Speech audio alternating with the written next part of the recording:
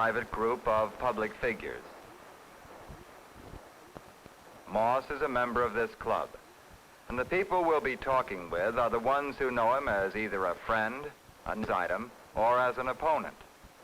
He certainly has one fault. He doesn't know how to choose race cars. He picks the wrong automobiles to drive, and he has all his career.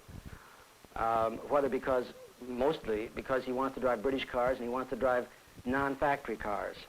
And he knows this, and he admits it freely. And he says that, I think, it's basically because he wants to come from behind, he wants to be the underdog.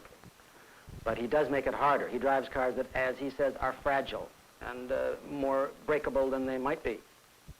It's a cliche in the business that he could have been champion of the world 3 times, 2 times, once certainly, had he driven for Ferrari.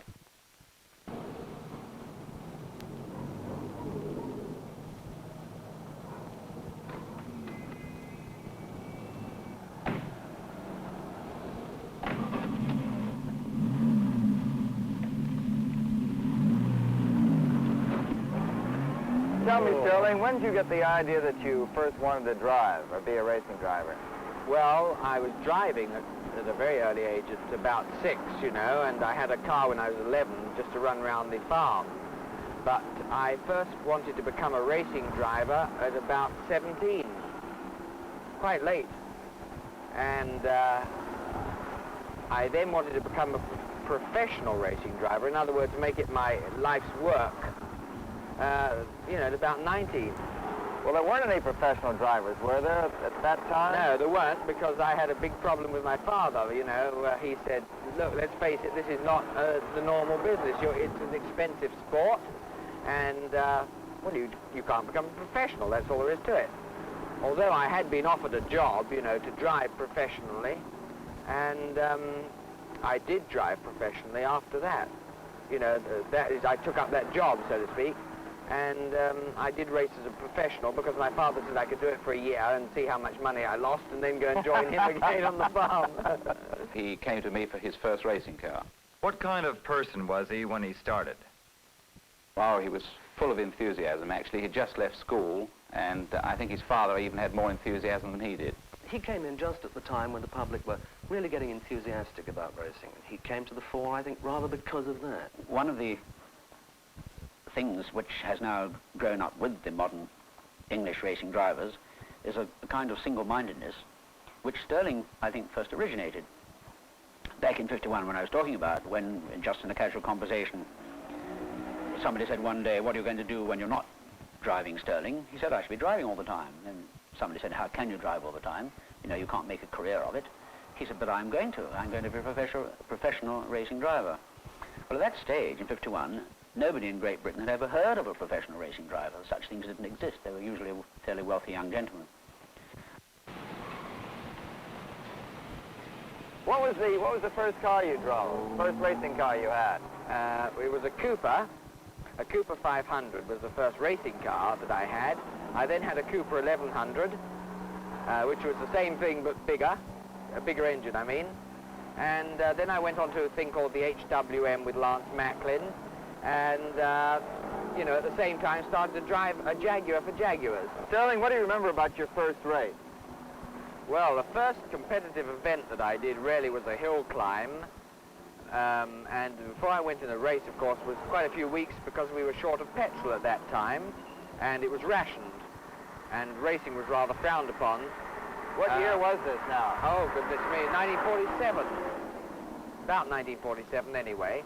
And I can't honestly say I remember very much. I mean, I just did it because I liked it, you know, I wanted to do it.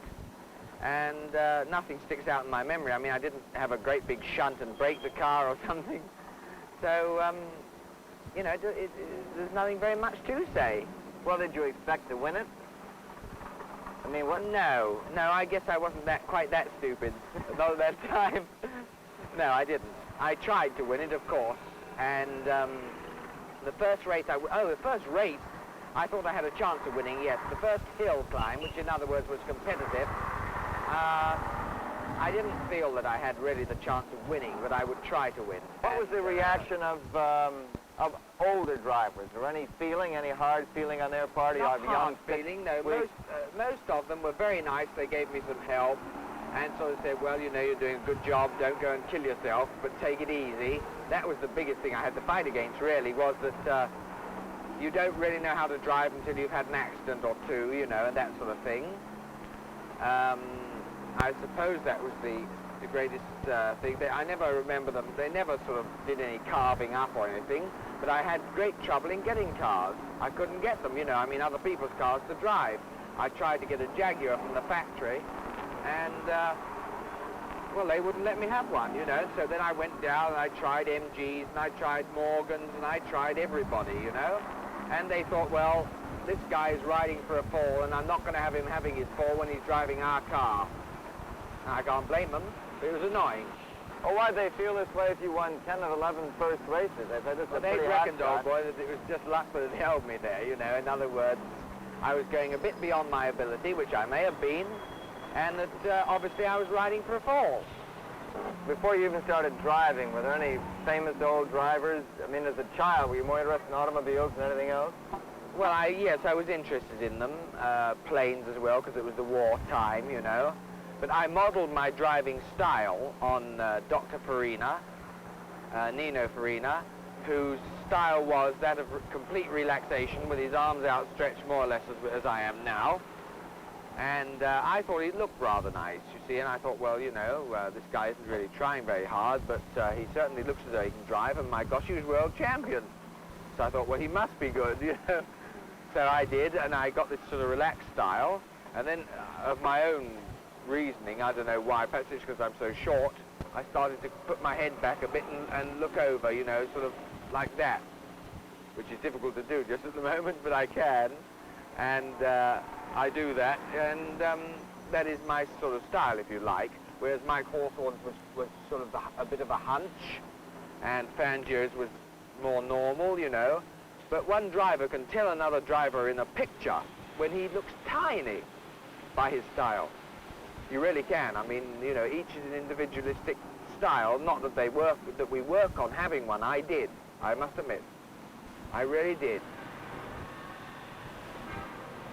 You look at Jimmy Clark and Graham Hill and Gurney and Phil. They're more out. They're more out here, aren't they? Did they acquire this? I myself. They're copying me. Are they or not? Well, you'd have to ask them. I think a lot of people would say that nobody can imitate Moss, not on a circuit anyway.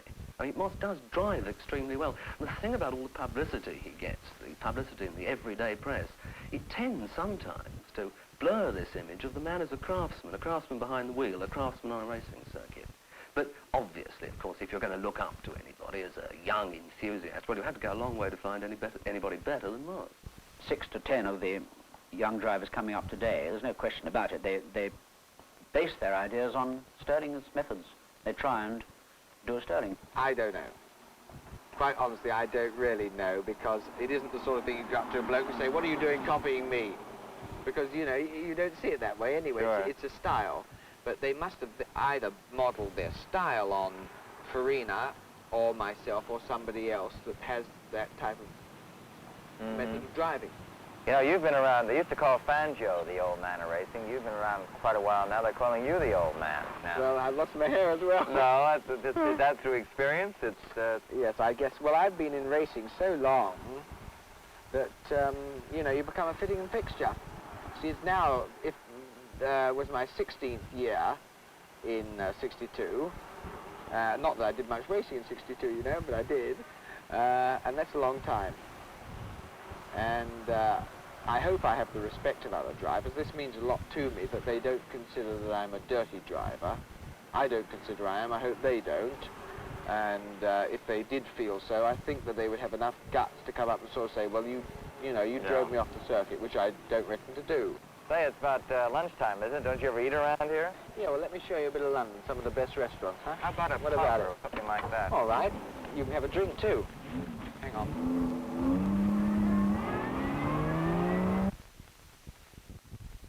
Juan Manuel Fangio was the old man of racing until he retired in 1957. When he left the field, Moss inherited the title. The two have been tied together since the beginning of Moss's career. For Moss, Fangio played a dual role. He was his nemesis, and he was his hero. Fangio's record was something he wanted to beat. It may have been a record he knew he could never better. In 9 years of racing, Fangio crashed only once. He was a champion of the world 5 times. He came in first at one time or another at every Grand Prix race in the world.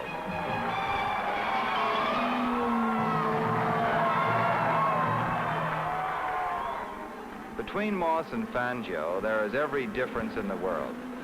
Fangio was not a faster driver than Moss, but Moss pushed his cars to their limit. Fangio had the sensitivity that told him the moment his car was beginning to strain. He gentled it. Moss and Fangio are two schools of thought about the same subject. Fangio risked as little as possible in a race.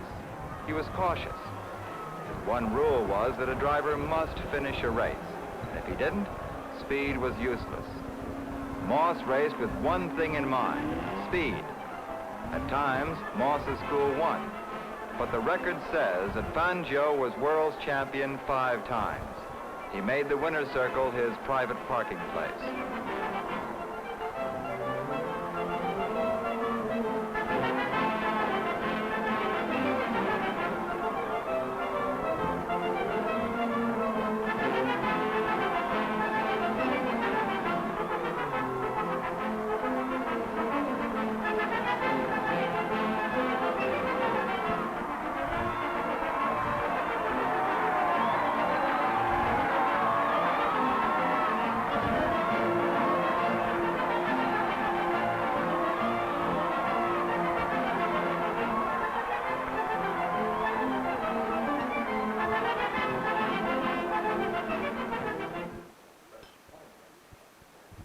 I did pattern some things after Fangio because I followed him and I tried to learn from him what I could. It wasn't exactly that he'd sort of get a blackboard and take me and sort of say, well, now we have lesson number 10. Mm-hmm. But I would follow him, and that is why I know how good he was, because you could take the same car with the same tires, the same fuel, the same day, and you could follow in his tire marks and still go off the road, and he got round it. And, you know, it's just balance. And he could balance a motor car. Well, in all fairness to you, though, he's been retired several years, perhaps. Do you think you were... Oh, thank you, John. Do you think you were at your best when you were racing against Fangio or not? No, I'm not going to say I was. But you see, racing is merely mind over matter, not matter over mind. There are 2 types of racing driver, the quick and the dead, and they're usually the same thing. But, no, maybe if he was racing today, if he made a comeback, maybe I might beat him. But it wouldn't please me, because he is my idol, and I just think he's the best. You wouldn't say so, I know, but if you'd joined Ferrari, you would have been a world champion many times over. Yes. And you've never been the world's champion. I'm glad to say I haven't, which sounds funny, because I must admit that I did really want to be. You know, way back in sort of 56, that sort of time, 57, 8, or whatever it was, I really did want to be world champion. And then I started to think about it, and it didn't really worry me. You know, I mean, as long as I can race, I'm doing what I want to do. And if somebody else gets the world championship and he enjoys it, well, you know, he can have it. And now I wouldn't like it, actually. It would be an embarrassment. Well, because it would be a disadvantage. It really would. I'd far rather go down in history, if you like, as the man who never won it than the man who won it once or twice, because I would like to have it more times than Fangio. Fangio is my idol, although he's not racing today, and he's been 5 times world champion. And how can you beat 5? 6? Well, it's 1 better. But boy, it takes 6 years. Whereas 2 or 3, I mean, you're only half as good, which I know, I think I am only half as good. But if I can kid the 150 million people in America, you know, that I'm better than Fangio, well, that really doesn't kid me. I mean, I don't need to win it to be better than Fangio, but I am not better than Fangio, and I know it, and so why should I kid you? How do you know? Well, I mean, I just raced against him, and this man could, well, he could always go that bit faster. You know, I mean, all right, he'd do a certain lap time, I might go out and be a bit quicker, then he'd go a bit quicker still, and it would keep on, we'd keep on whittling away at the thing, and in the end, I know he was fastest. The majority opinion is that Moss could have been champion driving for a factory team. His record proves his talent. So it wasn't a question of the man, but the car. The reason Moss was never world's champion lies in himself. He was followed by what is called bad luck, but what in reality is the logical result of being a lone wolf. Knowing that he could reach his goal driving for a factory team, he refused to do so. This makes him the Don Quixote of racing. His desire to beat the best in an English car was underdogism of the highest order. Factory teams have everything at their disposal: experience, teams of mechanics, unlimited funds. The smaller manufacturer does the best he can, but there comes a time when good intentions cannot beat mechanical perfection, and the best driver in the world cannot overcome a faulty gearbox. Stirling, before a race, do you have any special feelings of exhilaration, nervousness, or fear? No, not nervousness or fear. Excitement, exhilaration, or the thought of, the hope of exhilaration, yes. It's an interest. In other words, I look forward to getting in the car and doing 2 hours of motoring, and I may get frightened. I don't say I don't. Of course I do if I go too fast. But I'm not nervous of it, and I can sleep the night before, and I don't get sort of the twitch and find it difficult to eat. I eat a very big breakfast before a race, late. So it's a sort of brunch. What about this fear? Do you feel it at the moment, or do you feel it afterwards? No, you feel it afterwards because at the moment you have plenty to do to try and get out of it. But when you have done something that's likely to make you frightened, you certainly know it when you get down the road a couple of 100 yards. You feel a tingling in your hands and your stomach sags down, and you know, you realize that you're pretty lucky to be alive, I suppose, and you make up your mind that you're not going to do it on the next corner. But it doesn't happen before or at the time. It's quite a different thing. It's the same as bravery. You know, people think, well, you're very brave to race. Well, I don't want to ruin the whole of motor racing by saying you don't have to be, but if you do, then I think you're pretty stupid to do it. You need bravery at times, I must admit. I mean, if a wheel falls off on one car and you're in the team and this wheel falls off here, and you go back to the pits and you take over the number 2, there's a good chance that might fall off again. Then it requires a certain amount of bravery, I suppose. Or if you see your teammate with something obviously wrong like that, that requires a certain amount of bravery. And occasionally you go into a corner and you have to force yourself, you know, to go a little deeper before you back off the accelerator, or you lift off the brakes a little early, or you accelerate a little early. You know, there's certain ways that you try to increase your speed, and that is overcoming something that you can't quite understand. When you're a kid, you know, you're frightened of the dark because you don't know what's there. Well, it's the same in motor racing. When the car hits oil and goes out of control, you are ultimately afraid because of what has happened.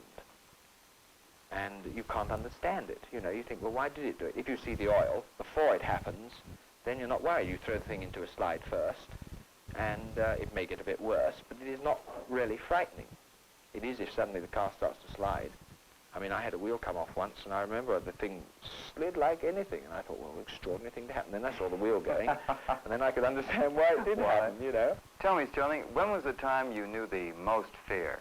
The most fear that I have ever known, I think, was at Monza, when we were going round in a race, and my steering sheared. In other words, I was holding the car down the banking like that, and suddenly it went like that. Well, you know, something tells you there's something wrong.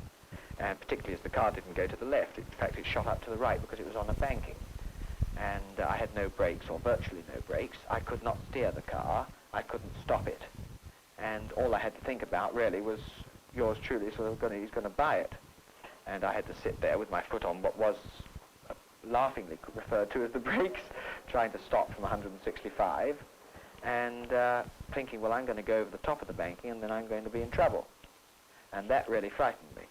But there are many occasions when I've been near, or nearer to death, most likely, and haven't thought very much of it. But that time it was brought home very strongly, I can tell you. Now to something perhaps a little more serious, the crash at Goodwood. I can tell you, truthfully, that it is unknown by me as to why I had it. They checked the car. There was nothing wrong with the car.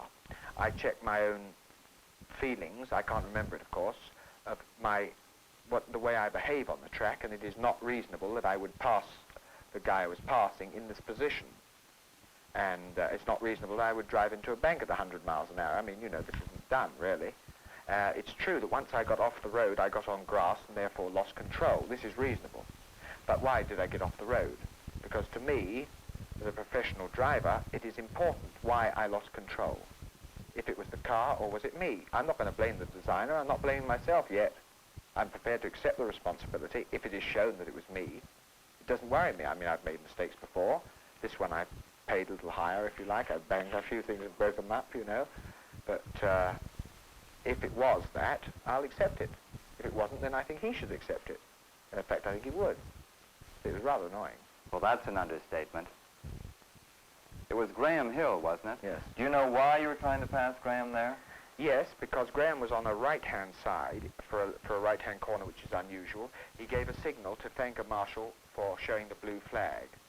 And I might have, and this is unlikely, I might have thought that he was waving me on. And Graham is he's very well mannered on the track. In other words, if Graham did think I wasn't passing, which is reasonable, and pulled out, and I was there, I would not sort of tap him and sort of say, look, I'm here, man. I'd ease over to the left so he wouldn't hit. And then I would have been on the grass, which was unfortunate. That is a possible. That is maybe the most possible. But Graham was pretty staggered that I was, you know, came past him where I did. What do you remember? I consciously remember nothing, but I do remember taking a friend of mine round the pits. But I would not have known it was the race day.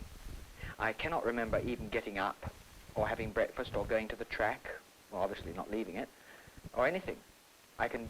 Even the night before I was in a twist competition just for fun, and I don't even remember that. People just told you that you were... Yeah. You know, I mean, I do remember playing croquet or whatever it is, you know, it's hammering a ball around. And I remember that the day before, but I don't remember anything until about 7 weeks or so after the accident. That is my island of amnesia, whatever they call it. Monza, 1962. One of the Grand Prix circuits in a year that saw the British finally take the championship. This is the record for the year 1962. The World Driving Championship was won by an Englishman. Second, third, and fourth places were taken by Englishmen. They all won in English cars. The world's champion Grand Prix car was English.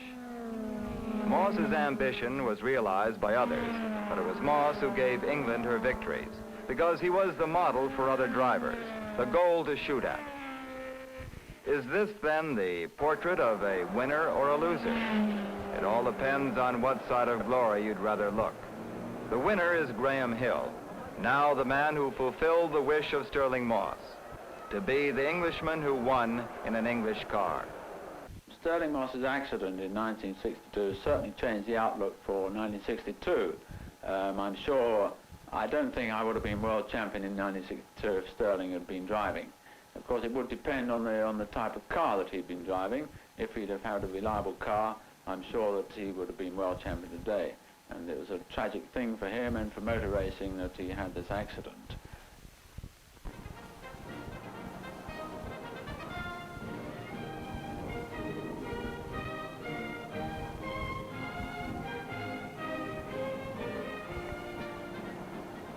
Stirling Moss is part of the great history of British automobile racing.